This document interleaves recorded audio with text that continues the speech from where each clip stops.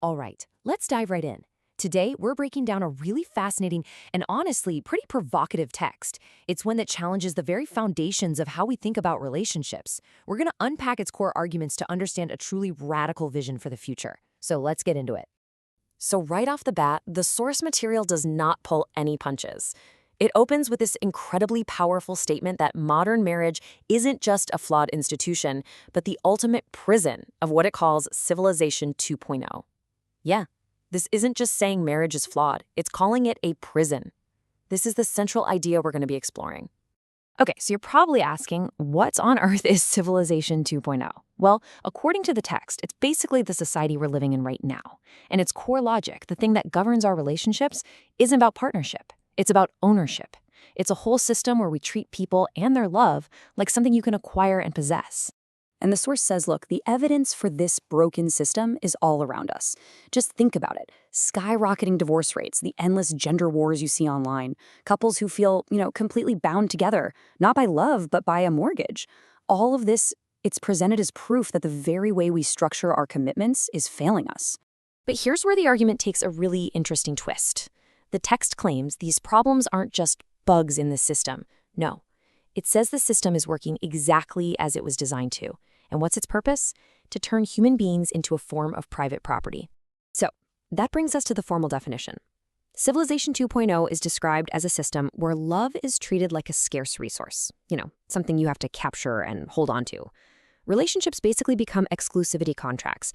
And marriage, well, that's the legal and economic cage that makes the ownership official. And this quote, wow, it just perfectly captures the emotional cost of that system. It says, lovers become wardens, joy becomes duty. Think about that. When you apply ownership to love, partners go from being companions to being, well, prison guards. And that spontaneous joy, it just becomes a heavy sense of obligation. So this all leads to the central question that pivots the entire argument. What if love was never meant to be owned? It's a direct challenge to the biggest assumption of Civilization 2.0, and it totally sets the stage for a completely different way of thinking about human connection. All right, so we've seen the diagnosis of the problem. Now the text moves into its second part, proposing a new vision. This is where the critique really transforms into a radical alternative. And this new paradigm, the text calls it Civilization 3.0. And you can see it's presented not as just a simple fix, but as a complete evolutionary leap forward for society, and maybe even for human consciousness itself. So what's the core principle of this new civilization? It's something the source calls absolute sovereignty. The idea is that, from a higher spiritual viewpoint, the whole concept of belonging to another person is just an illusion. In this view, every single individual is fundamentally and completely free. This really draws a sharp contrast, doesn't it? On one side, you've got Civilization 2.0, relationships based on contracts and control.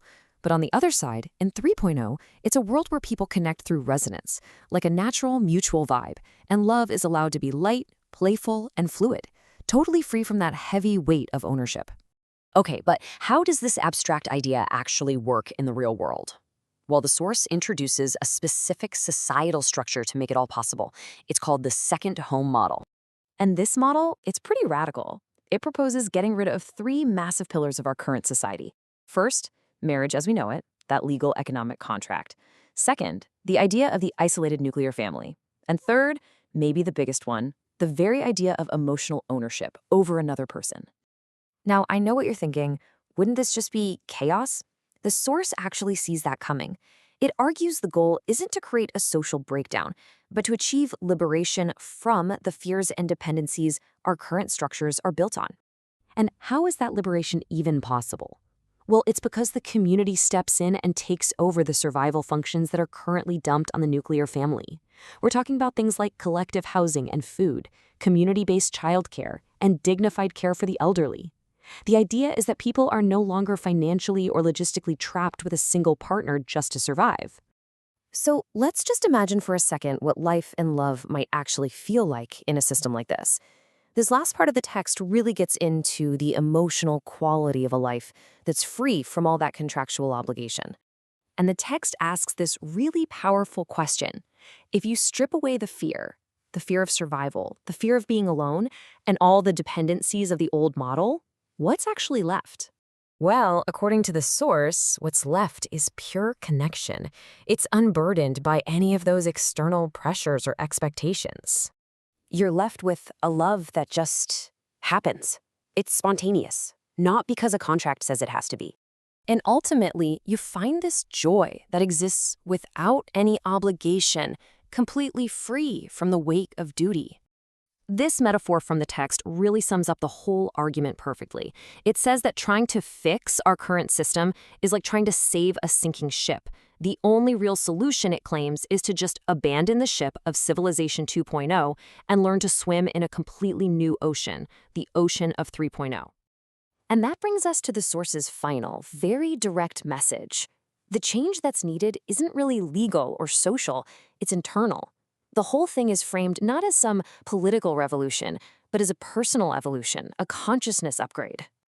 And so, after walking through this pretty radical text, we're left with a big question, aren't we? Is this a genuine blueprint for liberation? Or is it a utopian fantasy that maybe overlooks the messy parts of human nature? The source has made its case, but the conclusion, well, that's up to you.